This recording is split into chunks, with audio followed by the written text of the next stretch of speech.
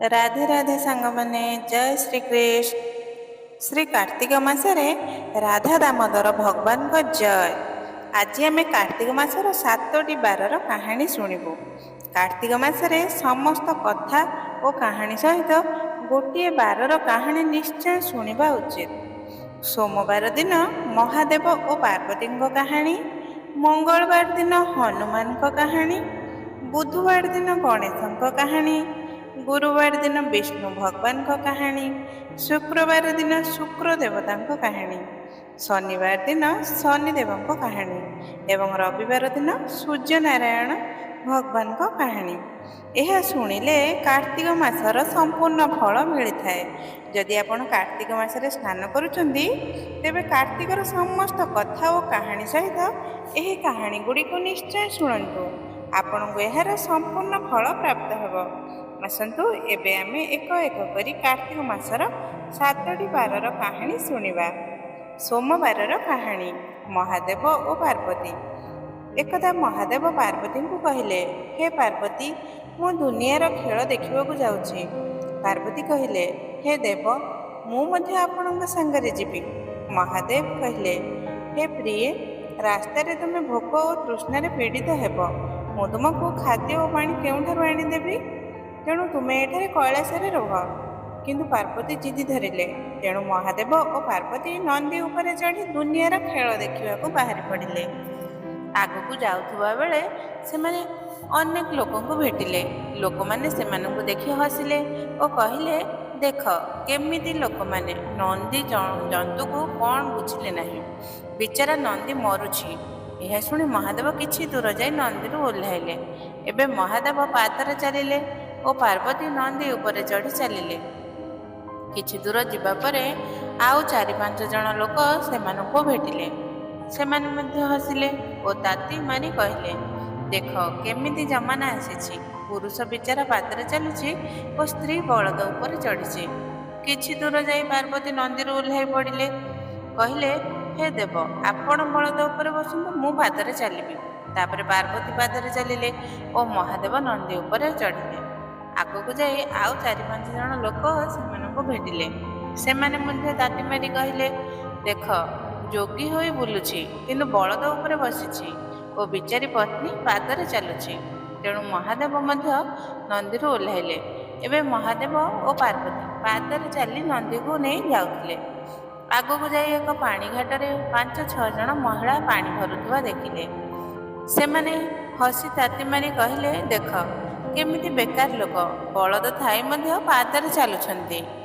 आगकू जाई पार्वती महादेव को कहले, हे देव, ए लोक माने एमिति काहेकि पादरे चलिबाकू दियंती नहीं, नंदी उपरे बसिबाकू दियंती नहीं। महादेव कहले, हे गौरी, एहाकू ही दुनिया कहा जाए। एहा ही दुनियार खेल जहाँ मु तुमको देखाइबाकू आनिथिली। चली चली महादेव और पार्वती थकी पड़िले। सेमाने एक गछ तले विश्राम नेबाकू सोई पड़िले। महादेव निज हाथ को तकिया करी शोइले। सेही समय रे किछि महिला पानी भरी जाउथिले। सेमाने देखि कहले, देख एमिति जोगी होई बुलुछि, किंतु तकिया बिना ताकू निद हेउ नाही। एमिति ताती देई सेमाने चलीगले। तेणु महादेव हाथर तकिया मध्य हटाई देले।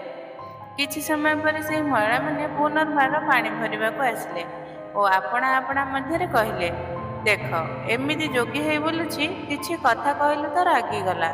आम कथारे रागी तकिया हटाई देला। पार्वती महादेव को पुणी कहले, हे देव, ए दुनियार लोक माने एमिति काहेकि, काहाकू देखि ताती मारंती काहेकि।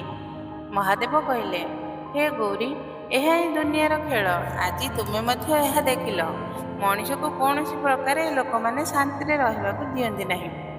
किछि समय परे पार्वती महादेव को कहले, हे देव, मते बहुत भोक लगुछि।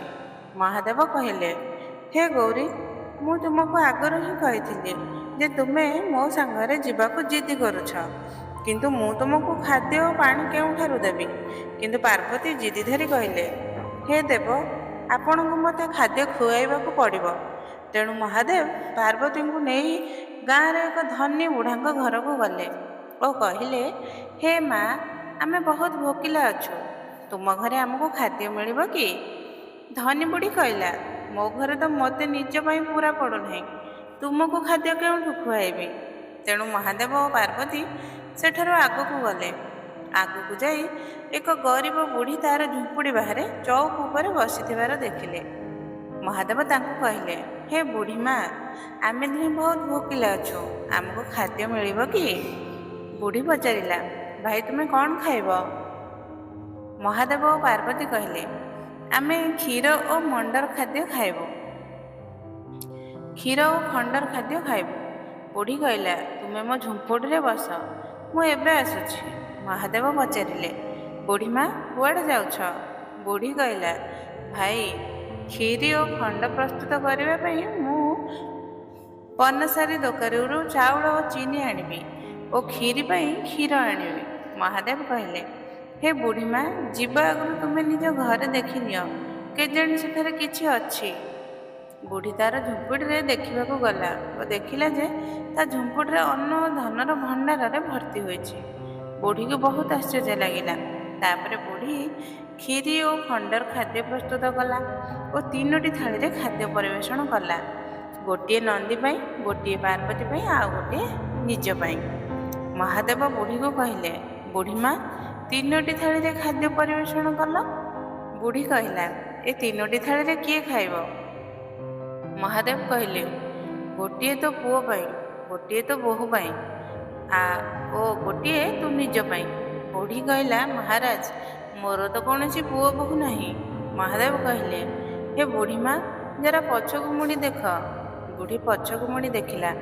ତେବେ 16 ବର୍ଷର ଏକ ପୁଅ ତାର ବୋହୂ ସହିତ ଠିଆ ହୋଇଥିଲା। ବୋହୂର କୋଳରେ ଏକ ସୁନ୍ଦର ନବଜାତ ଶିଶୁ ଥିଲା। ଏହା ଦେଖି ବୁଢ଼ୀ ଆଶ୍ଚର୍ଯ୍ୟରେ ପଡ଼ିଗଲା। ତାପରେ ସମସ୍ତେ କ୍ଷୀରି ଓ ଖଣ୍ଡର ଖାଦ୍ୟ ଖାଇଲେ। ଖାଦ୍ୟ ଖାଇ ଯେତେବେଳେ ମହାଦେବ ଓ ପାର୍ବତୀ ଯିବାକୁ ଉଠିଲେ, ବୁଢ଼ୀ ସେମାନଙ୍କ ଚରଣ ଧରି କହିଲା, ଆପଣମାନେ କୌଣସି ସାଧାରଣ ବ୍ୟକ୍ତି ନୁହନ୍ତି, ମୋତେ ସାକ୍ଷାତ ଦର୍ଶନ ଦେଇ ଯାଆନ୍ତୁ। ତେଣୁ ମହାଦେବ ଓ ପାର୍ବତୀ ବୁଢ଼ୀକୁ ସାକ୍ଷାତ ଦର୍ଶନ ଦେଲେ ଓ ଯାଉଥିବା ସମୟରେ ତାର ଝୁମ୍ପୁଡ଼ିକୁ ଠେଲିଦେଲେ। ଝୁମ୍ପୁଡ଼ି 9 ଖଣ୍ଡ ହୋଇଗଲା। ବୁଢ଼ୀ ମହାଦେବ ଓ ପାର୍ବତୀଙ୍କୁ ପଚାରିଲା, ଏହି ବଳକା କ୍ଷୀରି ଓ ଖଣ୍ଡର ପ୍ରସାଦର କ'ଣ କରିବି? ମହାଦେବ ଓ ପାର୍ବତୀ କହିଲେ, ଏହି କ୍ଷୀରି ଓ ଖଣ୍ଡର ପ୍ରସାଦକୁ ସମଗ୍ର ଗାଁରେ ବାଣ୍ଟି ଦିଅ। ବୁଢ଼ୀ ପ୍ରସାଦ ବାଣ୍ଟିବାକୁ ଗାଁରେ ଗଲା ଓ ପ୍ରଥମ ଧନୀ ବୁଢ଼ୀଙ୍କ ଘରେ ମଧ୍ୟ ପ୍ରସାଦ ଦେବାକୁ ଗଲା। ଧନୀ ବୁଢ଼ୀ ଗରିବ ବୁଢ଼ୀକୁ କହିଲା, ଆରେ ଆଜି ତୁ କ୍ଷୀରି ଆଉ ଖଣ୍ଡର ପ୍ରସାଦ ବାଣ୍ଟୁଛୁ? ତୋ ଘରେ ତ ଖାଇବାକୁ ଛୋଟେ ନଥିଲା, ତୁ କେଉଁଠୁ ଏହା ବାଣ୍ଟୁଛୁ ଓ କେଉଁ ଖୁସିରେ ବାଣ୍ଟୁଛୁ? ଗରିବ ବୁଢ଼ୀ ଧନୀ ବୁଢ଼ୀକୁ ସମସ୍ତ ସତ୍ୟ କହିଲା। ଧନୀ ବୁଢ଼ୀ କହିଲା, ଆରେ ସେମାନେ ତ ମୋ ଘରେ ମଧ୍ୟ ଆସିଥିଲେ, ଏବେ ସେମାନେ କୁଆଡ଼େ ଗଲେ? ଗରିବ ବୁଢ଼ୀ କହିଲା, ସେମାନେ ତ ଜଙ୍ଗଲ ଆଡ଼େ ଗଲେ। ଧନୀ ବୁଢ଼ୀ ଦୌଡ଼ି ଦୌଡ଼ି ମହାଦେବ ଓ ପାର୍ବତୀଙ୍କ ପଛେ ପଛେ ଜଙ୍ଗଲକୁ ଗଲା। ଆଗକୁ ଯାଇ ସେମାନେ ଏକ ବଟ ଗଛ ଛାଇରେ ବସିଥିବା ମହାଦେବ ଓ ପାର୍ବତୀଙ୍କୁ ଦେଖିଲା। ଧନୀ ବୁଢ଼ୀ କହିଲା, ଆପଣମାନେ ମୋ ଧନ ନେଇ ଏକ ଗରିବ ବୁଢ଼ୀକୁ ଦେଇଦେଲେ। ମହାଦେବ କହିଲେ, ମୁଁ ତ କିଛି ନେଇନାହିଁ, କିନ୍ତୁ ତୁ ନାଁ କହିଲୁ, ତେଣୁ ତୋର ନାଁ ହେଲା। ସେ ହଁ କଲା, ତେଣୁ ତାର ଧନ ହେଲା। ହେ ଶଙ୍କର ଭଗବାନ, ଯେମିତି ଏ ବୁଢ଼ୀ ମାଙ୍କର ଘରେ ଧନ ଦେଲେ, ସେମିତି ସମସ୍ତଙ୍କୁ ଦିଅନ୍ତୁ।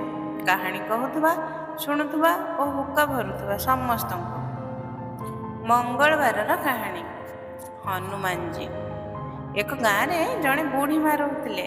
ସେ ପ୍ରତିଦିନ ହନୁମାନଙ୍କ ମନ୍ଦିରକୁ ଦର୍ଶନ କରିବାକୁ ଯାଉଥିଲେ। ସେ ପ୍ରତିଦିନ ଦେଶୀ ଘିଅରେ ରୁଟି ଚୁରମା ତିଆରି କରି ଲଡ଼ୁ ବନାଉଥିଲେ ଓ ହନୁମାନଙ୍କୁ ଭୋଗ ଲଗାଉଥିଲେ। ସେ କହୁଥିଲେ, ଲାଲ ଲଙ୍ଗୋଟା ହାତରେ ସୋଟା, ଲେ ବାଲାଜୀ ଖାଅ ରୋଟା। ମୁଁ ତୁମକୁ ଯୌବନରେ ଦେଉଛି, ତୁମେ ମୋତେ ବୁଢ଼ାପାରେ ଦିଅ। ଏମିତି ତାର ଦିନ କଟୁଥିଲା। ଅନେକ ବର୍ଷ ପରେ ତାର ବୋହୂ ଆସିଲା। ଏକ ଦିନ ବୋହୂ ଶାଶୁଙ୍କୁ କହିଲା, ଶାଶୁ ମା, ତୁମେ ପ୍ରତିଦିନ ରୁଟିର ଚୁରମା ନେଇ କୁଆଡ଼େ ଯାଉଛ? ଶାଶୁ କହିଲେ, ବୋହୂ, ମୁଁ ହନୁମାନଙ୍କ ମନ୍ଦିରକୁ ଯାଉଛି। ବୋହୂ କହିଲା, ଏମିତି ବେକାର ଖର୍ଚ୍ଚ ଏବେ ମୁଁ ହେବାକୁ ଦେବି ନାହିଁ। ଶାଶୁ ବୋହୂଙ୍କୁ ବହୁତ ଅନୁନୟ କଲେ। ବୋହୂ ଯେତେବେଳେ ମୁଁ ହୋସ ସମ୍ଭାଳିଛି, ତେବେଠାରୁ ହନୁମାନଙ୍କୁ ରୁଟିର ଚୁରମା ଭୋଗ ଲଗାଉଛି। ତାଙ୍କୁ ଭୋଗ ନ ଲଗାଇ ମୁଁ ଖାଦ୍ୟ ଖାଏ ନାହିଁ। କିନ୍ତୁ ବୋହୂ ମାନିଲା ନାହିଁ। ଶାଶୁ ଦୁଃଖୀ ହେଲେ।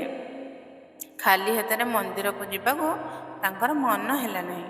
ତେଣୁ ସେ ଅନ୍ନ ଓ ଜଳର ତ୍ୟାଗ କଲେ। ବୋହୂ ଏହାର ପରଆ କଲା ନାହିଁ। ବୋହୂ ଭାବିଲା, 1-2 ଦିନ ଶାଶୁ ମା ଭୋକିଲା ରହିବେ, ତେବେ ବୁଦ୍ଧି ଠିକ୍ ହେବ। ଏମିତି 1 ସପ୍ତାହ ବିତିଗଲା।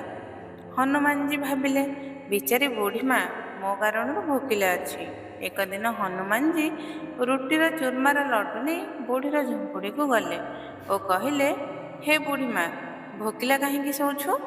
ବୁଢ଼ୀ କହିଲା, ତୁମେ କିଏ? ହନୁମାନଜୀ କହିଲେ, ଲାଲ ଲଙ୍ଗୋଟା ହାତରେ ସୋଟା, ଲେ ବୁଢ଼ୀମା ରୋଟା। ତୁ ମୋତେ ଯୌବନରେ ଦେଇଥିଲୁ, ମୁଁ ତତେ ବୁଢ଼ାପାରେ ଦେଉଛି। ବୁଢ଼ୀ ହାତ ଯୋଡ଼ି କହିଲା, ହେ ଭଗବାନ, ଆଜି ତୁମେ ମୋତେ ଦେଲ, କାଲି କିଏ ଦେବ? ହନୁମାନଜୀ କହିଲେ, ବୁଢ଼ୀମା, କାଲି ମଧ୍ୟ ମୁଁ ହିଁ ଦେବି, ପ୍ରତିଦିନ ମୁଁ ହିଁ ଦେବି। ବୁଢ଼ୀ ଉଠି ରୁଟିର ଚୁରମା ଖାଇଲା ଓ ପାଣି ପିଇ ଶୋଇଲା। ଏବେ ପ୍ରତିଦିନ ହନୁମାନଜୀ ସକାଳ ଓ ସନ୍ଧ୍ୟାରେ ବୁଢ଼ୀକୁ ରୁଟିର ଚୁରମା ଦେଇ ଯାଉଥିଲେ। ଧୀରେ ଧୀରେ ବୁଢ଼ୀ ଚୁରମା ଖାଇ ମୋଟା ହେବାକୁ ଲାଗିଲା। ବୋହୂ ଭାବିଲା, ଶାଶୁ ମା ଭୋକିଲା ଓ ତୃଷ୍ଣାରେ ଅଛନ୍ତି, ତଥାପି କେମିତି ମୋଟା ହେଉଛନ୍ତି, ଦେଖିବା ଦରକାର। ଏକ ରାତିରେ ବୋହୂ ଲୁଚି ଦେଖିଲା ଯେ ହନୁମାନଜୀ ନିଜେ ବୁଢ଼ୀ ପାଇଁ ରୁଟିର ଚୁରମା ଦେଇ ଅନ୍ତର୍ଦ୍ଧାନ ହେଲେ। ଏହା ଦେଖି ବୋହୂର ଆଖି ଫାଟିଗଲା। ପାଦ ତଳୁ ମାଟି ଓ ମୁଣ୍ଡ ଉପରୁ ଆକାଶ ଅନ୍ତର୍ଦ୍ଧାନ ହେଲା। ବୋହୂ ଦୌଡ଼ି ଶାଶୁଙ୍କ ଚରଣରେ ପଡ଼ି କହିଲା, ଶାଶୁ ମା, ମୋତେ କ୍ଷମା କର। ଏବେ ତୁମେ ପ୍ରତିଦିନ ମନ୍ଦିରକୁ ଯାଅ, ଦେଶୀ ଘିଅରେ ଚୁରମାର ଲଡୁ ନେଇ ହନୁମାନଙ୍କୁ ଭୋଗ ଲଗାଅ। ମୁଁ ମଧ୍ୟ ତୁମ ସାଙ୍ଗରେ ଯିବି। ହେ ହନୁମାନଜୀ ମହାରାଜ, ଯେମିତି ତୁମେ ବୁଢ଼ୀ ମାଙ୍କୁ ଦେଲ, ସେମିତି ସମସ୍ତଙ୍କୁ ଦିଅ। କାହାଣୀ ଶୁଣାଉଥିବା ଓ କାହାଣୀ କହୁଥିବା ଓ ହୁକା ଭରୁଥିବା ସମସ୍ତଙ୍କୁ ଦିଅ। ବୁଧବାରର କାହାଣୀ। ଗଣେଶଜୀଙ୍କର। ଏକ ଛୋଟ ଗାଁରେ ଜଣେ ବୁଢ଼ୀ ମା ଏକୁଟିଆ ରହୁଥିଲେ। ସେ ଜଙ୍ଗଲରୁ କାଠ ସଂଗ୍ରହ କରି ଗାଁର ହାଟରେ ବିକ୍ରି କରୁଥିଲେ। ସେଥିରୁ ଯାହା ଟଙ୍କା ମିଳୁଥିଲା, ତାହାର ସେ ଆଟା, ଡାଲି, ତେଲ, ଘିଅ ଓ ଗୁଡ଼ ଆଣୁଥିଲେ। ଏହା ହିଁ ତାଙ୍କର ଜୀବିକା ସାଧନ ଥିଲା। ଏକ ଦିନ ବୁଢ଼ୀ ଜଙ୍ଗଲରେ କାଠ ସଂଗ୍ରହ କରୁଥିଲା। ସେହି ସମୟରେ ଏକ ଛୋଟ ମୂଷା ଦେଖିଲା। ମୂଷା ଥଣ୍ଡାରେ ଅଚେତ ହୋଇ ଥରୁ ଥରୁ କମ୍ପୁଥିଲା। ବୁଢ଼ୀଙ୍କୁ ତା ଉପରେ ଦୟା ହେଲା। ସେ ମୂଷାକୁ ଉଠାଇ ଘରକୁ ଆଣିଲେ। ରୁଇରେ ରଖି ତାର ଜୀବନ ବଞ୍ଚାଇଲେ ଓ ତାକୁ କ୍ଷୀର ଓ ରୁଟି ଖାଇବାକୁ ଦେଲେ। ଏବେ ମୂଷା ବୁଢ଼ୀ ସାଙ୍ଗରେ ରହିବାକୁ ଲାଗିଲା।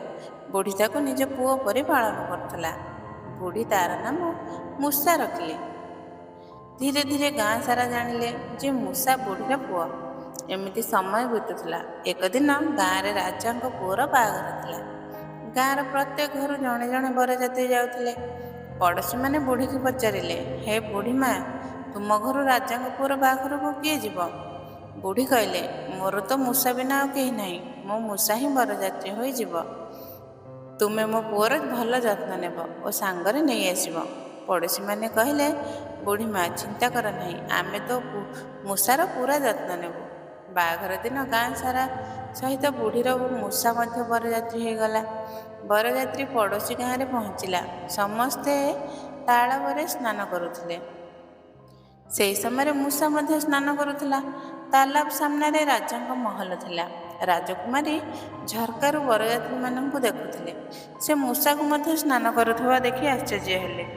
ସନ୍ଧ୍ୟାରେ ବରଯାତ୍ରୀ ସଜଧଜ ହୋଇ ବ୍ୟାଣ୍ଡ ବାଜା ସହିତ ବୋହୂର ମହଲରେ ପହଞ୍ଚିଲେ। ବରମାଳା ସମୟରେ ବଧୂ ଆସିଲା ନାହିଁ। ବଧୂର ମାତାପିତା ଦାସୀ ପଠାଇ ରାଜକୁମାରୀଙ୍କୁ ଡାକିଲେ, କିନ୍ତୁ ସେ ଆସିଲେ ନାହିଁ। ମୁହୂର୍ତ୍ତ ସମୟ ଟଳୁଥିଲା। ପଣ୍ଡିତ ବାରମ୍ବାର କହୁଥିଲେ, ଶୀଘ୍ର ନବବଧୂକୁ ଡାକ। ରାଜା ଓ ରାଣୀ ନିଜ ଝିଅକୁ ଡାକିବାକୁ ତାର କୋଠରୀକୁ ଗଲେ। ରାଜକୁମାରୀ ବାହାଘର କରିବାକୁ ମନା କଲେ। ରାଜା ଓ ରାଣୀ କାରଣ ପଚାରିଲେ। ରାଜକୁମାରୀ କହିଲେ, ମୁଁ ରାଜକୁମାରଙ୍କ ସହିତ ବାହାଘର କରିବି ନାହିଁ। ତାଙ୍କ ବରଯାତ୍ରୀରେ ତାଙ୍କ ଗାଁର ଏକ ମୂଷା ଆସିଛି। ମୁଁ ତାଙ୍କ ସହିତ ହିଁ ବାହାଘର କରିବି। ରାଜା ଓ ରାଣୀ ବହୁତ ବୁଝାଇଲେ ଯେ ରାଜକୁମାର ସୁନ୍ଦର, ବଳବାନ ଓ ଧନୀ ରାଜଘରାଣାର, କିନ୍ତୁ ମୂଷା ଏକ ଗରିବ ବୁଢ଼ୀର ଚୁହା। କିନ୍ତୁ ରାଜକୁମାରୀ ଜିଦି ଧରିଲେ।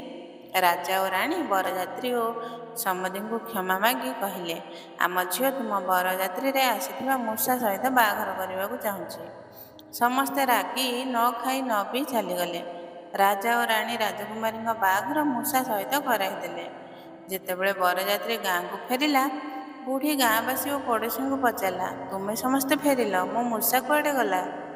ଗାଁବାସୀ କହିଲେ, ହେ ବୁଢ଼ୀ, ତୋ ମୂଷା ରାଜକୁମାରୀଙ୍କ ସହିତ ବାହାଘର କରୁଛି।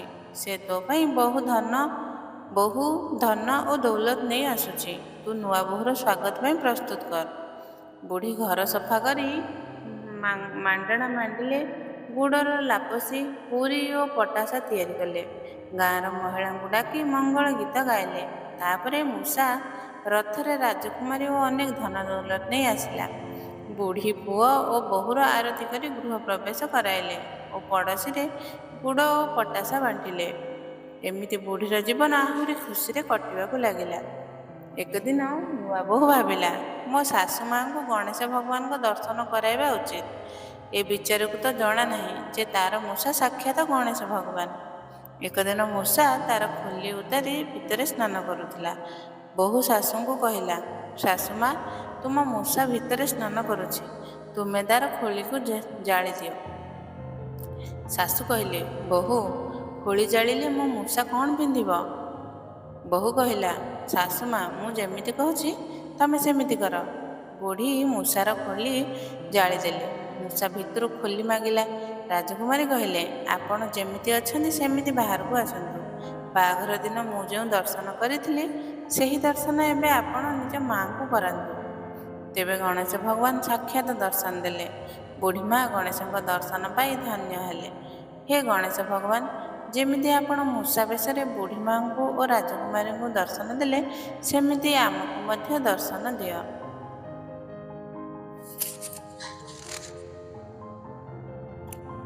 କାହାଣୀ କହୁଥିବା, ଶୁଣୁଥିବା ଓ ହୁକା ଭରୁଥିବା ସମସ୍ତଙ୍କୁ ଦର୍ଶନ ଦିଅ। ଏବେ ଆମେ ଶୁଣିବା ଗୁରୁବାରର କାହାଣୀ। ଗୁରୁବାର ବିଷ୍ଣୁ ଭଗବାନଙ୍କ କାହାଣୀ। ବହୁତ ପୁରୁଣା କଥା। ଏକ ଛୋଟ ଗାଁରେ ଦୁଇ ଦେବରାଣୀ ଓ ଜେଠାଣୀ ନିଜ ନିଜ ଅଲଗା ଘରେ ରହୁଥିଲେ। ଦେବରାଣୀ ବହୁତ ଧନୀ ଥିଲେ ଆଉ ଜେଠାଣୀ ବହୁତ ଗରିବ ଥିଲେ।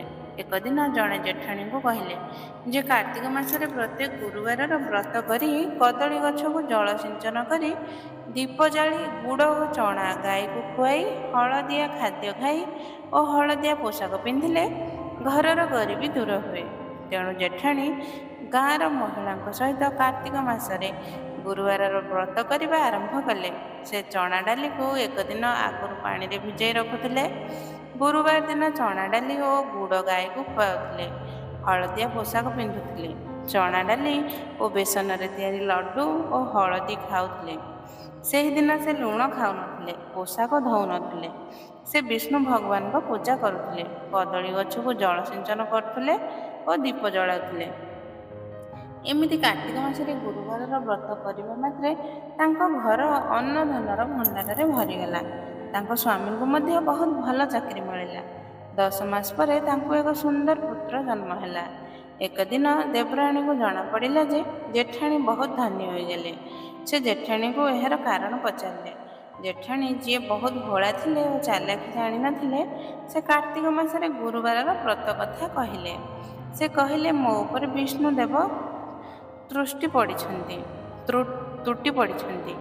କିନ୍ତୁ ଦେବରାଣୀଙ୍କୁ ବିଶ୍ୱାସ ହେଲା ନାହିଁ ଯେ ବ୍ରତ କରି କେହି ଧନୀ ହୁଏ। ଦେବରାଣୀ ଭାବିଲେ ଯେ ଜେଠାଣୀ ନିଶ୍ଚୟ କିଛି ଟୋଣା ଟପଡ଼ା କରୁଛି। ସେ ଜେଠାଣୀଙ୍କ ଉପରେ ନଜର ରଖିବାକୁ ଲାଗିଲେ। କିଛି ଦିନ ନଜର ରଖିବା ପରେ ମଧ୍ୟ କିଛି ଦେଖିବାକୁ ନ ମିଳିବାରୁ ସେ ମନେ ମନେ ଈର୍ଷା କରିବାକୁ ଲାଗିଲେ। ସେ ନଗରର ରାଜାଙ୍କୁ ଅଭିଯୋଗ କଲେ ଯେ ଜେଠାଣୀ ଟୋଣା ଟଟକା କରୁଛନ୍ତି। ତାଙ୍କ ଉପରେ କୌଣସି ଭୂତ ପ୍ରେତିନୀ କିମ୍ବା ଡାକିନୀର ଛାୟା ଅଛି ଓ ସେ ଗାଁ ପାଇଁ ଅପଶକୁନ। ରାଜା ଜେଠାଣୀ ଏବଂ ତାଙ୍କ ସ୍ୱାମୀ ଓ ନବଜାତ ଶିଶୁକୁ ଗିରଫ କରି ଜେଲରେ ପୁରାଇ ଦେଲେ। ସେହିଦିନ ଗୁରୁବାର ଥିଲା। ଜେଠାଣୀଙ୍କର ଗୁରୁବାର ବ୍ରତ ଥିଲା, କିନ୍ତୁ ସେ ବ୍ରତ ଖୋଲି ନଥିଲେ। ସେ ସକାଳୁ ଭୋକିଲା ଓ ତୃଷାରେ ଥିଲେ। ରାଜା ଓ ରାଣୀ ମଧ୍ୟ ପ୍ରତ୍ୟେକ ଗୁରୁବାରର ବ୍ରତ କରୁଥିଲେ ଓ ବିଷ୍ଣୁ ଭଗବାନଙ୍କ ପରମ ଭକ୍ତ ଥିଲେ। ରାତିରେ ଯେତେବେଳେ ରାଜା ଓ ରାଣୀ ଗୁରୁବାର ବ୍ରତ ଖୋଲିବାକୁ ବସିଲେ, ଦାସୀମାନେ ସେମାନଙ୍କ ପାଇଁ ଖାଦ୍ୟ ଥାଳି ଆଣିଲେ। ଥାଳିରେ ବେସନର ଲଡୁ, ବେସନର ହଳଦୀ ଓ ଏକ କଟୋରୀରେ ଦହି ଥିଲା। କିନ୍ତୁ ରାଜାଙ୍କ ଥାଳି ଉପରେ ଦୃଷ୍ଟି ପଡ଼ିବା ମାତ୍ରେ ଖାଦ୍ୟ ପୋକରେ ପରିଣତ ହେଲା। ରାଣୀଙ୍କ ଥାଳିରେ ଖାଦ୍ୟ ଯଥାବତ୍ ରହିଲା। ରାଣୀ ଦାସୀଙ୍କୁ ପଚାରିଲେ, ରାଜାଙ୍କ ଥାଳିରେ ପୋକ କେମିତି ଆସିଲା? ମହାରାଜଙ୍କ ପାଇଁ ଅନ୍ୟ ଥାଳିରେ ଖାଦ୍ୟ ଆଣ। ଦାସୀମାନେ ଆଶ୍ଚର୍ଯ୍ୟ ହେଲେ, କାରଣ ରୋଷେଇରୁ ଖାଦ୍ୟ ଆଣିବା ସମୟରେ ପୋକ ନଥିଲା। ଦାସୀମାନେ ଥାଳି ଫେରାଇ ନେଇ ପୁନର୍ବାର ଖାଦ୍ୟ ପରିବେଷଣ କରି ଆଣିଲେ, କିନ୍ତୁ ରାଜାଙ୍କ ଦୃଷ୍ଟି ପଡ଼ିବା ମାତ୍ରେ ଖାଦ୍ୟ ପୁନର୍ବାର ପୋକରେ ପରିଣତ ହେଲା। ରାଜା ଓ ରାଣୀ ଆଶ୍ଚର୍ଯ୍ୟ ହେଲେ। ସେହି ସମୟରେ ରାଜା ଜ୍ୟୋତିଷୀ ଆସି ପହଞ୍ଚିଲେ। ରାଜା ଓ ରାଣୀ ତାଙ୍କୁ ସମସ୍ତ ଘଟଣା କହିଲେ। ରାଜା ଜ୍ୟୋତିଷୀ ନିଜ ବିଦ୍ୟା ଦ୍ୱାରା ଜାଣିଲେ ଯେ ରାଜନଗରର ଏକ ନିର୍ଦ୍ଦୋଷ ସ୍ତ୍ରୀ, ପୁରୁଷ ଓ ତାଙ୍କ ନବଜାତ ଶିଶୁକୁ ଜେଲରେ ପୁରାଇଛନ୍ତି। ଜ୍ୟୋତିଷୀ ରାଜା ଓ ରାଣୀଙ୍କୁ କହିଲେ, ହେ ମହାରାଜ, ଆଜି ଆପଣଙ୍କ ହାତରେ ଏକ ଘୋର ଅପରାଧ ହୋଇଛି। ଆପଣ ଯାହାଙ୍କୁ ଜେଲରେ ପୁରାଇଛନ୍ତି ସେମାନେ ବିଷ୍ଣୁ ଭଗବାନଙ୍କ ପରମ ଭକ୍ତ। ତାଙ୍କ ପତ୍ନୀ ଜଣେ ସତୀ ସାଧ୍ୱୀ ଓ ପ୍ରତ୍ୟେକ ଗୁରୁବାରର ବ୍ରତ ନିୟମ ଅନୁସାରେ କରନ୍ତି। ଆଜି ତାଙ୍କ ଗୁରୁବାରର ବ୍ରତ ଅଛି, କିନ୍ତୁ ସେ ସକାଳୁ ଭୋକିଲା ଓ ତୃଷ୍ଣାରେ ଅଛନ୍ତି। ଆପଣ ଏକ ବିଷ୍ଣୁ ଭଗବାନ ଭକ୍ତଙ୍କୁ ବିନା ଅପରାଧରେ ସଜା ଦେଇଛନ୍ତି, ତେଣୁ ବିଷ୍ଣୁ ଭଗବାନ ଆପଣଙ୍କ ଉପରେ ରୁଷ୍ଟ ହୋଇଛନ୍ତି। ଆପଣ ସେମାନଙ୍କୁ ଆଦରରୁ ଛାଡ଼ି ଦିଅନ୍ତୁ। ରାଜା ପହରେଦାର ପଠାଇ ସେମାନଙ୍କୁ ଜେଲରୁ ମହଲକୁ ଡାକିଲେ। ରାଜା ସେମାନଙ୍କଠାରୁ ନିଜର ଭୁଲର କ୍ଷମା ମାଗିଲେ। ରାଜା ଓ ରାଣୀ ପ୍ରଥମେ ଜେଠାଣୀଙ୍କୁ ବ୍ରତର ଖାଦ୍ୟ ଓ ତାଙ୍କ ସ୍ୱାମୀଙ୍କୁ 56 ପ୍ରକାର ବ୍ୟଞ୍ଜନ ପରିବେଷଣ କଲେ। ସ୍ୱୟଂ ରାଜା ଓ ରାଣୀ ନିଜ ହାତରେ ସେମାନଙ୍କ ଖାଦ୍ୟ ପରିବେଷଣ କଲେ ଓ ଅନେକ ଧନ ଦେଇ ବିଦାୟ କଲେ। ତାପରେ ରାଜା ଓ ରାଣୀ ନିଜେ ଗୁରୁବାର ବ୍ରତ ଖୋଲିଲେ। ଏଥର ରାଜାଙ୍କ ଦୃଷ୍ଟି ଥାଳିରେ ପଡ଼ିବା ମାତ୍ରେ ଖାଦ୍ୟ ପୋକରେ ପରିଣତ ହେଲା ନାହିଁ। ରାଜା ଓ ରାଣୀ ସମଗ୍ର ନଗରୀରେ ଢିଣ୍ଡରା ପିଟାଇଲେ ଯେ ସମସ୍ତେ କାର୍ତ୍ତିକ ମାସର ଗୁରୁବାର ବ୍ରତ କରିବା ଉଚିତ, ବିଷ୍ଣୁ ଭଗବାନଙ୍କ ପୂଜା କରିବା ଉଚିତ, କଦଳୀ ଗଛର ପୂଜା କରିବା ଉଚିତ, ଜଳ ସିଞ୍ଚନ କରିବା ଉଚିତ, ଦୀପ ଜାଳିବା ଉଚିତ, ହଳଦିଆ ଖାଦ୍ୟ ଖାଇବା ଉଚିତ, ହଳଦିଆ ପୋଷାକ ପିନ୍ଧିବା ଉଚିତ ଓ ଲୁଣ ଖାଇବା ଉଚିତ ନୁହେଁ। ଜୟ ଶ୍ରୀ ହରି ବିଷ୍ଣୁ। ଜୟ ଜୟ ହେ ବୃହସ୍ପତି ଦେବ ଭଗବାନ। ଶୁକ୍ରବାରର କାହାଣୀ। ଶୁକ୍ର ଦେବତା। ଏକ ନଗରରେ ଜଣେ ଗୁଜୁରୀ ଦୁଗ୍ଧ ବିକ୍ରେତା ତାର ପୁଅ ଓ ବୋହୂ ସହିତ ରହୁଥିଲେ। ଗୁଜୁରୀ ଶୁକ୍ର ଦେବତାଙ୍କର ପରମ ଭକ୍ତ ଥିଲେ। ସେ ପ୍ରତିଦିନ ଶୁକ୍ର ଦେବତାଙ୍କ ପୂଜା କରୁଥିଲେ, ପ୍ରତ୍ୟେକ ଶୁକ୍ରବାରର ବ୍ରତ କରୁଥିଲେ। ସେ ପ୍ରତିଦିନ ବ୍ରହ୍ମ ମୁହୂର୍ତ୍ତରେ ଉଠୁଥିଲେ, ସ୍ନାନାଦିରୁ ନିବୃତ୍ତ ହୋଇ ଶୁକ୍ର ଦେବତାଙ୍କୁ ସ୍ନାନ କରାଉଥିଲେ, ତିଳକ କରୁଥିଲେ, ଘିଅ ଦୀପ ଜାଳୁଥିଲେ ଓ ଭୋଗ ତିଆରି କରି ପ୍ରଥମେ ଶୁକ୍ର ଦେବତାଙ୍କୁ ଭୋଗ ଲଗାଉଥିଲେ। ତାପରେ ସେ ଗୃହସ୍ଥଳୀର ଅନ୍ୟ କାମ କରୁଥିଲେ। ଗୁଜୁରୀଙ୍କର 2ଟି ମହିଷୀ ଓ 3ଟି ଗାଈ ଥିଲେ। ସେ ପ୍ରତିଦିନ କ୍ଷୀର ନିକାଳୁଥିଲେ, କ୍ଷୀର ବିକ୍ରି କରୁଥିଲେ। ଯଦି କ୍ଷୀର ବଳକା ରହୁଥିଲା ତେବେ ସେ ଦହି ଜମାଉଥିଲେ, ଘିଅ ବାହାର କରୁଥିଲେ ଓ ଘିଅ ଓ ଦହି ବିକ୍ରି କରୁଥିଲେ। ସେ ପ୍ରତିଦିନ ଲୋକଙ୍କୁ ବିନା ମିଶ୍ରଣରେ ଭଲ କ୍ଷୀର ଓ ଘିଅ ବିକ୍ରି କରୁଥିଲେ। ଶୁକ୍ର ଦେବତା ବୁଢ଼ୀ ମାଙ୍କର ସେବା ଓ ପୂଜାରୁ ବହୁତ ପ୍ରସନ୍ନ ଥିଲେ। ଘରେ କୌଣସି ଜିନିଷର ଅଭାବ ନଥିଲା। ଏକ ଦିନ ଗାଁର ଲୋକେ କାର୍ତ୍ତିକ ସ୍ନାନ ପାଇଁ 1 ମାସ ପାଇଁ ହରିଦ୍ୱାର ଯାଉଥିବା ଜଣାପଡ଼ିଲା। ଗୁଜୁରୀଙ୍କର ମଧ୍ୟ ବହୁତ ଇଚ୍ଛା ହେଲା କାର୍ତ୍ତିକ ସ୍ନାନ ପାଇଁ ହରିଦ୍ୱାର ଯିବାକୁ। ଗାଁର ଲୋକେ ଶାନ୍ତା ଗୁଜୁରୀଙ୍କ ଉପରେ ଆଖି ବୁଜି ବିଶ୍ୱାସ କରୁଥିଲେ। ତାଙ୍କର କ୍ଷୀର ଓ ଦହି ହାତେ ହାତେ ବିକ୍ରି ହେଉଥିଲା। ତେଣୁ ଗୁଜୁରୀ କାର୍ତ୍ତିକ ମାସର ହରିଦ୍ୱାର ସ୍ନାନ ଯାତ୍ରାର ମନ ବନାଇଲେ। ଗୁଜୁରୀ ତାଙ୍କ ପୁଅ ଓ ବୋହୂଙ୍କୁ କହିଲେ, ମୁଁ 1 ମାସ ପାଇଁ କାର୍ତ୍ତିକ ସ୍ନାନ କରିବାକୁ ହରିଦ୍ୱାର ଯାଉଛି। ତୁମେ ଘରର ଭଲ ଯତ୍ନ ନେବ। ଶାଶୁ ବୋହୂଙ୍କୁ ଘରର ସମସ୍ତ ଦାୟିତ୍ୱ ବୁଝାଇ ଦେଲେ ଓ କହିଲେ, ତୁମେ ପ୍ରତିଦିନ ସକାଳେ ଶୀଘ୍ର ଉଠିବ, ସ୍ନାନାଦିରୁ ନିବୃତ୍ତ ହୋଇ ମୋ ଶୁକ୍ର ଦେବତା ଭଗବାନଙ୍କୁ ସ୍ନାନ କରାଇବ, ଘିଅରେ ଦୀପ ଜାଳିବ, ଭୋଗ ତିଆରି କରି ପ୍ରଥମେ ଶୁକ୍ର ଦେବତାଙ୍କୁ ଭୋଗ ଲଗାଇବ, ସନ୍ଧ୍ୟାରେ ପୁନର୍ବାର ଦୀପ ଜଳାଇବ ଓ ଭୋଗ ଲଗାଇବ, ଗାଈ ଓ ମଇଁଷିଙ୍କୁ ସମୟରେ ଚାରା ଓ ପାଣି ଦେବ, କ୍ଷୀର ଓ ଦହି ସମୟରେ ବିକ୍ରି କରିବାକୁ ଯିବ। ବୋହୂ ଶାଶୁଙ୍କୁ କହିଲା, ଶାଶୁମା, ନିଶ୍ଚିତ ହୋଇ ହରିଦ୍ୱାର ଯାଅ, ମୁଁ ସମସ୍ତ କାମ ସମୟରେ କରିବି। ଶାଶୁ କାର୍ତ୍ତିକ ସ୍ନାନ ପାଇଁ 1 ମାସ ହରିଦ୍ୱାର ଚାଲିଗଲେ। ଶାଶୁ ଯିବା ପରେ ବୋହୂ ସକାଳେ ଶୀଘ୍ର ଉଠୁନଥିଲା, ଶୁକ୍ର ଦେବତାଙ୍କୁ ସମୟରେ ସ୍ନାନ କରାଉନଥିଲା, ନା ସମୟରେ ଭୋଗ ଲଗାଉଥିଲା, ନା ଗାଈ ଓ ମଇଁଷିଙ୍କୁ ସମୟରେ ଚାରା ଓ ପାଣି ଦେଉଥିଲା। ସେ କ୍ଷୀରରେ ପାଣି ଓ ଘିଅରେ ତେଲ ମିଶାଇ ବିକ୍ରି କରୁଥିଲା। ଏକ ଦିନ ଯେତେବେଳେ ସେ ମିଶ୍ରଣ କରୁଥିଲା, ଶୁକ୍ର ଦେବତା ତାଙ୍କ ଛବିରୁ ତାକୁ ଦେଖି ହସୁଥିଲେ। ବୋହୂର ଦୃଷ୍ଟି ଛବି ଉପରେ ପଡ଼ିଲା ଓ ସେ ହସିବାର କାରଣ ପଚାରିଲା। ଶୁକ୍ର ଦେବତା କହିଲେ, ତୁ କ୍ଷୀରରେ ପାଣି ଓ ଘିଅରେ ତେଲ ମିଶାଉଛୁ, ମୁଁ ହସିବି ନାହିଁ? ମୁଁ ତୋ ଶାଶୁକୁ ତୋ ଅଭିଯୋଗ କରିବି। ତୁ ମୋତେ ସମୟରେ ସ୍ନାନ କରାଉନାହୁଁ, ପୂଜା କରୁନାହୁଁ, ସମୟରେ ଭୋଗ ଲଗାଉନାହୁଁ। ବୋହୂ କହିଲା, ଯଦି ମୁଁ କ୍ଷୀରରେ ପାଣି ଓ ଘିଅରେ ତେଲ ନ ମିଶାଇବି ତେବେ ଟଙ୍କା କେମିତି ରୋଜଗାର କରିବି? ମୋ ଶାଶୁ ମୋତେ ଟଙ୍କା ଦିଅନ୍ତି ନାହିଁ। ହେ ଶୁକ୍ର ଦେବତା, ତୁମେ ଏହି ଦାନ୍ତ ଦେଖାଇବା ବନ୍ଦ କର, ନହେଲେ ମୁଁ ତୁମକୁ ବାକ୍ସରେ ବନ୍ଦ କରିଦେବି ଓ ତମକୁ ଖାଦ୍ୟ ଓ ଦୀପ ଦେବି ନାହିଁ। ଏମିତି କହି ବୋହୂ ଶୁକ୍ର ଦେବତାଙ୍କ ଛବିକୁ ବାକ୍ସରେ ବନ୍ଦ କରିଦେଲା। ଏବେ ସେ ଶୁକ୍ର ଦେବତାଙ୍କ ପୂଜା, ଭୋଗ କିମ୍ବା ସ୍ନାନ କରାଉନଥିଲା। ଶୁକ୍ର ଦେବତା ତାଙ୍କ ଉପରେ ରୁଷ୍ଟ ହେଲେ। ଘରେ ଥିବା ଧନ ଚୋର ଚୋରି କରି ନେଲା। ଗାଈ ଓ ମଇଁଷିଙ୍କୁ ସମୟରେ ଚାରା ଓ ପାଣି ନ ମିଳିବାରୁ ସେମାନେ କ୍ଷୀର ଦେବା ବନ୍ଦ କଲେ। ଏକ ଦିନ ସ୍ୱାମୀଙ୍କର ଚାକିରି ମଧ୍ୟ ଚାଲିଗଲା। ଘରର ଆର୍ଥିକ ଅବସ୍ଥା ଖରାପ ହେଲା। ଏମିତି 1 ମାସ ବହୁ କଷ୍ଟରେ ବିତିଲା। ଅନ୍ୟପକ୍ଷରେ ଶାଶୁ 1 ମାସ ପର୍ଯ୍ୟନ୍ତ କାର୍ତ୍ତିକ ସ୍ନାନ, ବ୍ରତ ଓ ଦାନ ପୁଣ୍ୟ କଲେ। ତାଙ୍କର 1 ମାସ ବହୁତ ଆରାମରେ ବିତିଲା। 1 ମାସ ପରେ ଗାଁକୁ ଫେରୁଥିବା ସମୟରେ ଗାଁର ଲୋକେ ଗୁଜୁରଙ୍କୁ ଘରର ସମସ୍ତ ଘଟଣା କହିଲେ। ସେମାନେ କହିଲେ, ବାହେନ, ତୋ ବୋହୂ କ୍ଷୀରରେ ପାଣି ଓ ଘିଅରେ ତେଲ ମିଶାଇ ବିକ୍ରି କରୁଥିଲା। ତୋ ପୁଅର ଚାକିରି ଚାଲିଗଲା। ଘରର ଧନ ଚୋର ଚୋରି କରି ନେଲା। ଶାଶୁ ଗାଁବାସୀଙ୍କଠାରୁ ବୋହୂର ଭୁଲର କ୍ଷମା ମାଗି ଶୀଘ୍ର ଘରକୁ ଫେରିଲେ। ଘରେ ପହଞ୍ଚି ଘରର ଆର୍ଥିକ ଅବସ୍ଥା ଦେଖି ବହୁତ ଦୁଃଖୀ ହେଲେ। ଶାଶୁ ବୋହୂଙ୍କୁ ଏହାର କାରଣ ପଚାରିଲେ। ବୋହୂ କାନ୍ଦି କାନ୍ଦି ଶାଶୁ ମାଆଙ୍କଠାରୁ କ୍ଷମା ମାଗିଲା। ଶାଶୁ ପ୍ରଥମେ ବାକ୍ସରୁ ଶୁକ୍ର ଦେବତାଙ୍କ ମୂର୍ତ୍ତି ବାହାର କଲେ, ଚରଣାମୃତରେ ସ୍ନାନ କରାଇଲେ, ଘିଅର ଦୀପ ଜାଳିଲେ, ଅଗରବତୀ ଜାଳିଲେ ଓ ଭୋଗ ତିଆରି କରି ଭୋଗ ଲଗାଇଲେ। ସେ ଶୁକ୍ର ଦେବତାଙ୍କ ଠାରୁ ବୋହୂର ଭୁଲର କ୍ଷମା ମଧ୍ୟ ମାଗିଲେ। ସେହି ସମୟରେ ତାଙ୍କ ପୁଅ ଆସି ପହଞ୍ଚିଲା। ପୁଅ ମାଆକୁ କହିଲା, ମା, ତୁମେ 1 ମାସ ପାଇଁ ଗଲା ପରେ ଘରର ଅବସ୍ଥା ବିଗିଡ଼ିଗଲା। ତୁମେ କିଛି ଯାଦୁକରି କିମ୍ବା ଟଣା ଟୋଟକା କରୁଛ କି? ତୁମେ ଘରକୁ ଆସିବା ମାତ୍ରେ ମୋତେ ଚାକିରି ମିଳିଗଲା। ମା କହିଲେ, ବେଟା, ତୁ ଏହାକୁ ଯାଦୁ ଚଟକା କୁହ କିମ୍ବା ଚମତ୍କାର କୁହ, ଏହା ସବୁ ଶୁକ୍ର ଦେବତାଙ୍କର କୃପା ହେଉଛି। ତୋ ପତ୍ନୀ ମୋ ଅନୁପସ୍ଥିତିରେ ଶୁକ୍ର ଦେବତାଙ୍କର ପୂଜା ବନ୍ଦ କରି ଦେଇଥିଲା, ତେଣୁ ତୁମକୁ ଓ ଏ ଘରକୁ ଏହି ସଜା ମିଳିଲା। କିନ୍ତୁ ଆଜି ତୋ ପତ୍ନୀକୁ ମଧ୍ୟ ସବୁ ବୁଝା ପଡ଼ିଛି ଯେ ଶୁକ୍ର ଦେବତାଙ୍କ ପୂଜନ, ଭୋଗ ଲଗାଇବା ଓ ବ୍ରତ କରିବାରୁ ଘରେ ସୁଖ ଓ ସମୃଦ୍ଧି ବଢ଼େ। ସେହି ଦିନଠାରୁ ବୁଢ଼ୀ ସହିତ ତାଙ୍କ ପୁଅ ଓ ବୋହୂ ମଧ୍ୟ ଶୁକ୍ର ଦେବତାଙ୍କ ପୂଜା, ଦୀପ ଜାଳିବା ଓ ପ୍ରତ୍ୟେକ ଶୁକ୍ରବାରରେ ବ୍ରତ କରିବାକୁ ଲାଗିଲେ। ଏହି ବ୍ରତରୁ ତାଙ୍କ ଘରେ ସୁଖ ଓ ସମୃଦ୍ଧି ବଢ଼ିଲା। ଦେଖୁ ଦେଖୁ ଘର ଅନ୍ନଧନର ଭଣ୍ଡାରରେ ଭରିଗଲା। 1 ବର୍ଷ ମଧ୍ୟରେ ବୋହୂକୁ ଏକ ସୁନ୍ଦର ପୁତ୍ର ଜନ୍ମ ହେଲା। ଜୟ ହୋ ଶୁକ୍ର ଦେବତା କି ଜୟ। ଶନିବାରର କାହାଣୀ। ଶନିଦେବ। ଏକ ଛୋଟ ଗାଁରେ ଜଣେ ବ୍ରାହ୍ମଣ ଦମ୍ପତି ତାଙ୍କର 3ଟି ପିଲାଙ୍କ ସହିତ ରହୁଥିଲେ। ଏକ ଦିନ ବ୍ରାହ୍ମଣଙ୍କୁ ସ୍ୱପ୍ନରେ ନୀଳ ଘୋଡ଼ାରେ ନୀଳ ପୋଷାକ ପିନ୍ଧିଥିବା ଜଣେ ବ୍ୟକ୍ତି ଦେଖାଦେଇ କହିଲେ, ହେ ବ୍ରାହ୍ମଣ ଦେବତା, ମୁଁ ତୋ ଲାଗିବି। ଏହି ସ୍ୱପ୍ନ ତାଙ୍କୁ ପ୍ରତିଦିନ ରାତିରେ ଦେଖା ଦେବାକୁ ଲାଗିଲା। ବ୍ରାହ୍ମଣ ଚିନ୍ତାରେ ପଡ଼ିଲେ। ଚିନ୍ତାରେ ତାଙ୍କର ଭୋକ, ତୃଷ୍ଣା ଓ ନିଦ ସବୁ ଅନ୍ତର୍ଦ୍ଧାନ ହେଲା। ଦିନକୁ ଦିନ ସେ ଶୁଖିଗଲେ। ତାଙ୍କ ଶରୀର ହଳଦିଆ ପଡ଼ିଲା। ଆଖି ତଳେ ଗାତ ପଡ଼ିଗଲା। କିନ୍ତୁ ସେ ଏହି କଥା କାହାକୁ କହିଲେ ନାହିଁ। ଏକ ଦିନ ତାଙ୍କ ପତ୍ନୀ ପଚାରିଲେ, ହେ ସ୍ୱାମୀ, ମୁଁ ଆପଣଙ୍କୁ ଭଲ ଖାଦ୍ୟ ଖୁଆଉଛି, ଭଲ ପୋଷାକ ପିନ୍ଧାଉଛି, ତଥାପି ଆପଣ ଦିନକୁ ଦିନ ଶୁଖୁଛନ୍ତି। ଏହାର କାରଣ କ'ଣ? ଆପଣଙ୍କୁ କେଉଁ ଚିନ୍ତା ସତାଉଛି?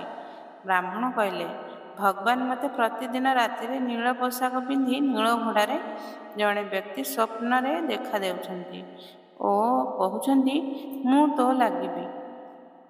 ବ୍ରାହ୍ମଣୀ କହିଲେ, ହେ ସ୍ୱାମୀ, ସେ ଶନିଦେବ। ଆଗାମୀ ଥର ଯେତେବେଳେ ସେ ଦେଖା ହେବେ ତାଙ୍କୁ କୁହନ୍ତୁ ଯେ ଆପଣ ମୋ ସବା ପ୍ରହର ପାଇଁ ଲାଗନ୍ତୁ।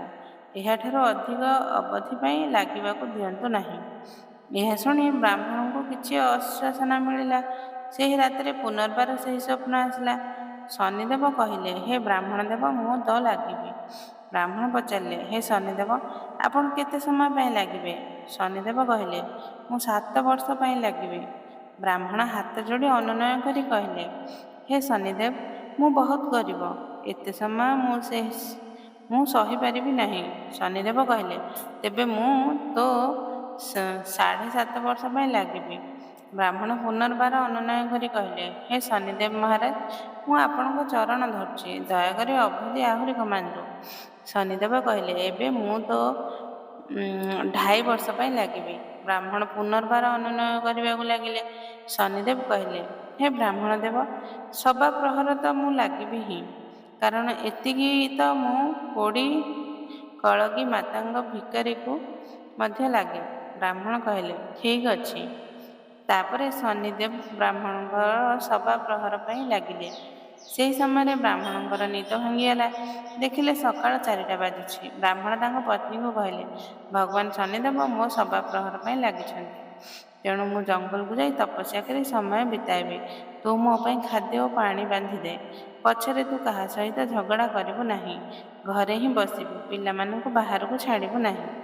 ଏହି ସଭା ପ୍ରହର ଶନି ସମୟରେ କେହି ଗାଳି ଦେଲେ ମଧ୍ୟ ଚୁପଚାପ ଶୁଣିବୁ। ଏମିତି ବୁଝାଇ ବ୍ରାହ୍ମଣ ଜଙ୍ଗଲକୁ ଚାଲିଗଲେ। ଜଙ୍ଗଲରେ ସେ ଏକ ପିପଳି ଗଛ ତଳେ ଚଉକି ଉପରେ ବସି ହନୁମାନ ଚାଳିଶା ପାଠ କରିବାକୁ ଲାଗିଲେ। ଏକ ପ୍ରହର ବିତିଗଲା। ବ୍ରାହ୍ମଣ ଭାବିଲେ, ବାକି ସମୟ ତ ମୁଁ ରାସ୍ତାରେ ଘରକୁ ଯିବାରେ ବିତାଇ ଦେବି। ଏମିତି ଭାବି ସେ ଘର ଆଡ଼େ ବାହାରିଲେ।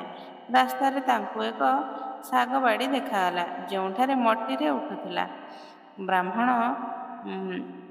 ମାଳିଙ୍କଠାରୁ 2ଟି ମଟିରେ କିଣି ନିଜ ଝୋଲିରେ ରଖି ଆଗକୁ ଚାଲିଲେ। ସେହି ସମୟରେ ଶନିଦେବ ଏକ ବୁଢ଼ା ସାଧୁ ବେଶର ବ୍ରାହ୍ମଣଙ୍କ ପାଖକୁ ଆସି ପଚାରିଲେ, ହେ ବ୍ରାହ୍ମଣ ଦେବ, ତୋ ଝୋଲିରେ କ'ଣ ଅଛି? ବ୍ରାହ୍ମଣ କହିଲେ, ହେ ସାଧୁ ମହାରାଜ, ମୋ ଝୋଲିରେ ମଟିରେ ଅଛି।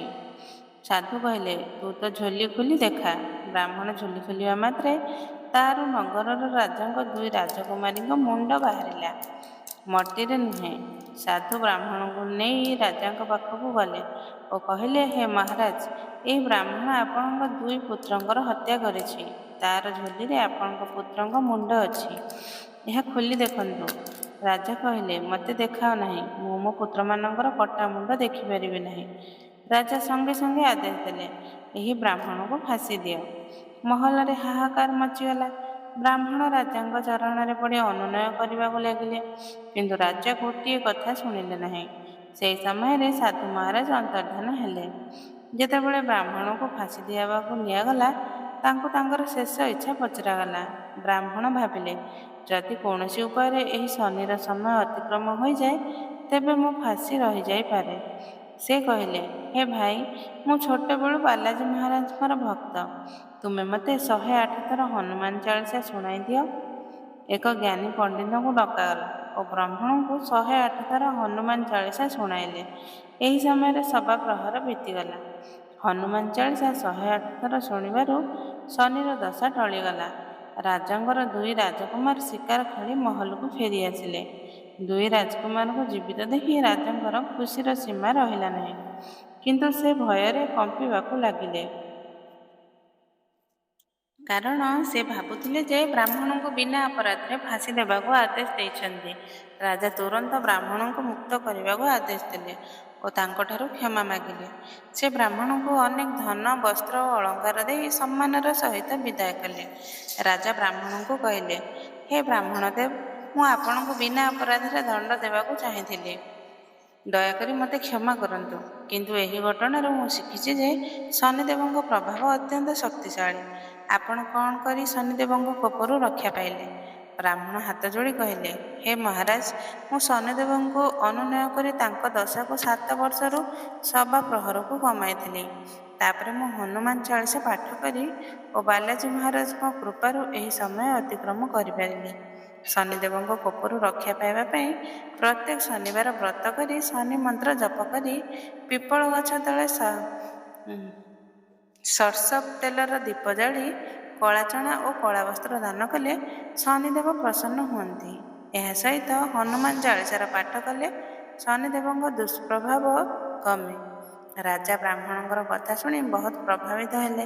ସେ ନଗରୀରେ ଢିଣ୍ଡରା ପିଟାଇଲେ ଯେ ସମସ୍ତେ ଶନିବାରର ବ୍ରତ କରିବେ, ଶନିଦେବଙ୍କ ପୂଜା କରିବେ, ପିପଳ ଗଛ ତଳେ ସର୍ପସ ତେଲର ଦୀପ ଜାଳିବେ, କଳା ଚଣା ଓ କଳା ବସ୍ତ୍ର ଦାନ କରିବେ ଓ ହନୁମାନ ଚାଳିଶାର ପାଠ କରିବେ। ରାଜା ନିଜେ ମଧ୍ୟ ପ୍ରତ୍ୟେକ ଶନିବାର ଏହି ନିୟମ ପାଳନ କରିବାକୁ ଆରମ୍ଭ କଲେ। ବ୍ରାହ୍ମଣ ଘରକୁ ଫେରିଲେ ଓ ତାଙ୍କ ପତ୍ନୀଙ୍କୁ ସମସ୍ତ ଘଟଣା କହିଲେ। ବ୍ରାହ୍ମଣୀ ବହୁତ ଖୁସି ହେଲେ ଓ କହିଲେ, ହେ ସ୍ୱାମୀ, ଏହା ସବୁ ହନୁମାନଜୀ ଓ ଶନିଦେବଙ୍କ କୃପା। ଆମେ ଆଗକୁ ମଧ୍ୟ ଶନିବାରର ବ୍ରତ ଓ ପୂଜା ନିୟମ କରିବୁ। ତାଙ୍କ ଘରେ ସୁଖ, ଶାନ୍ତି ଓ ସମୃଦ୍ଧି ଫେରିଆସିଲା। ଗାଁର ଲୋକ ମଧ୍ୟ ବ୍ରାହ୍ମଣଙ୍କ କାହାଣୀ ଶୁଣି ଶନିବାର ବ୍ରତ ଓ ପୂଜା ଆରମ୍ଭ କଲେ। ଜୟ ହୋ ଶନିଦେବ, ଜୟ ହୋ ଶନିଦେବ କି ଜୟ।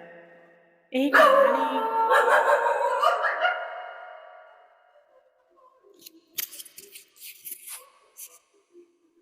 ଏହି କାହାଣୀ ଗୁଡ଼ିକ ଶୁଣିବା ଓ ପଢ଼ିବା ଦ୍ୱାରା ସମସ୍ତଙ୍କ ମନରେ ଭକ୍ତି ଓ ଶ୍ରଦ୍ଧା ଜାଗ୍ରତ ହେଉ।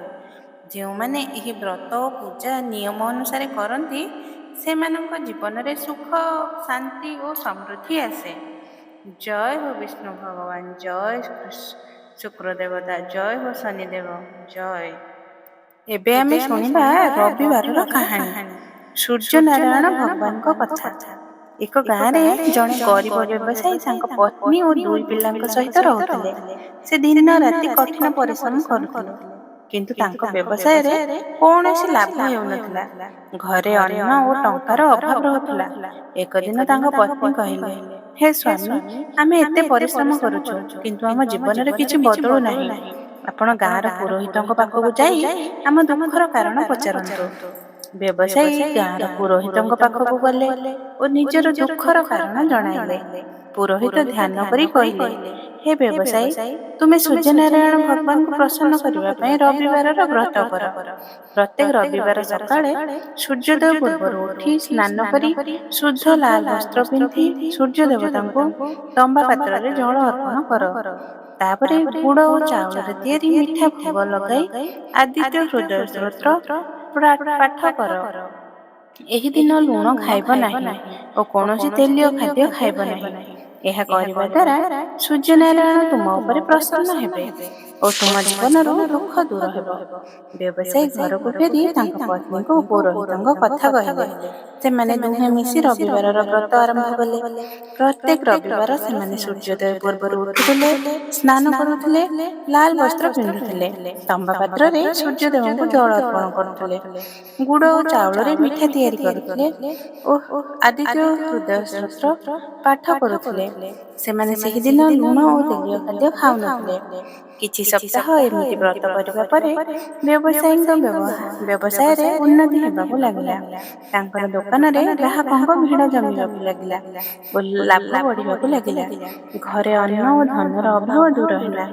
ଏକ ଦିନ ସୂର୍ଯ୍ୟନାରାୟଣ ଭଗବାନ ସ୍ୱପ୍ନରେ ବ୍ୟବସାୟୀଙ୍କୁ ଦେଖାଦେଇ କହିଲେ, ହେ ଭକ୍ତ, ମୁଁ ତୁମର ବ୍ରତ ଓ ଭକ୍ତିରୁ ପ୍ରସନ୍ନ। ତୁମେ ଆଗକୁ ମଧ୍ୟ ଏହି ବ୍ରତ ଜାରି ରଖିଲେ ତୁମ ଜୀବନରେ କେବେ ଅଭାବ ହେବ ନାହିଁ। ବ୍ୟବସାୟୀ ଓ ତାଙ୍କ ପତ୍ନୀ ବହୁତ ଖୁସି ହେଲେ। ସେମାନେ ଗାଁର ଲୋକଙ୍କୁ ନିଜର ଅନୁଭବ କହିଲେ ଓ ସୂର୍ଯ୍ୟନାରାୟଣଙ୍କ ବ୍ରତର ମହିମା ବୁଝାଇଲେ। ଗାଁର ଅନେକ ଲୋକ ଏହି ବ୍ରତ ଆରମ୍ଭ କଲେ। ବ୍ୟବସାୟୀଙ୍କ ଜୀବନ ସୁଖ ଓ ସମୃଦ୍ଧିରେ ଭରିଗଲା। କିଛି ମାସ ପରେ ତାଙ୍କ ପତ୍ନୀ ଏକ ସୁନ୍ଦର ପୁତ୍ରକୁ ଜନ୍ମ ଦେଲେ। ଏହି କାହାଣୀ ଶୁଣି ଗାଁର ଲୋକେ ସୂର୍ଯ୍ୟନାରାୟଣ ଭଗବାନଙ୍କ ପ୍ରତି ଭକ୍ତି ଓ ଶ୍ରଦ୍ଧାରେ ପୂର୍ଣ୍ଣ ହେଲେ। ସେମାନେ ନିୟମିତ ରବିବାରର ବ୍ରତ କଲେ, ସୂର୍ଯ୍ୟଙ୍କୁ ଜଳ ଅର୍ପଣ ଓ ଆଦିତ୍ୟ ହୃଦୟ ସ୍ତୋତ୍ର ପାଠ କରିବାକୁ ଲାଗିଲେ। ଜୟ ହୋ ସୂର୍ଯ୍ୟନାରାୟଣ ଭଗବାନଙ୍କର ଜୟ ହୋ। ଏହି କାହାଣୀ ଶୁଣିବା ଓ ପଢ଼ିବା ଦ୍ୱାରା ସମସ୍ତଙ୍କ ମନରେ ସୂର୍ଯ୍ୟନାରାୟଣଙ୍କ ପ୍ରତି ଭକ୍ତି ଜାଗ୍ରତ ହୁଏ। ଯେଉଁମାନେ ଏହି ବ୍ରତ ଓ ପୂଜା ନିୟମ ଅନୁସାରେ କରନ୍ତି ସେମାନଙ୍କ ଜୀବନରେ ସୁଖ, ସମୃଦ୍ଧି ଓ ଆରୋଗ୍ୟ ଆସେ। ଜୟ ହୋ ସୂର୍ଯ୍ୟଦେବଙ୍କର ଜୟ ହୋ। ଜୟ ହୋ ଆଦିତ୍ୟ ଭଗବାନ। ଆଶା କରୁଛି ଆପଣମାନଙ୍କୁ ଏହି କାର୍ତ୍ତିକ ମାସର ମହାତ୍ମ୍ୟ ଗୁଡ଼ିକ ଶୁଣି ଭଲ ଲାଗିଥିବ। ଯଦି ଆପଣମାନଙ୍କୁ ଭିଡ଼ିଓଟି ପସନ୍ଦ ଲାଗିଛି ତାହେଲେ ଲାଇକ୍ କରନ୍ତୁ, ସେୟାର କରନ୍ତୁ, ଆଉ ଆମ ଚ୍ୟାନେଲକୁ ସବସ୍କ୍ରାଇବ୍ କରନ୍ତୁ। କମେଣ୍ଟରେ ଜୟ ଶ୍ରୀକୃଷ୍ଣ ଅବଶ୍ୟ ଲେଖନ୍ତୁ। ରହୁଛି, ଧନ୍ୟବାଦ।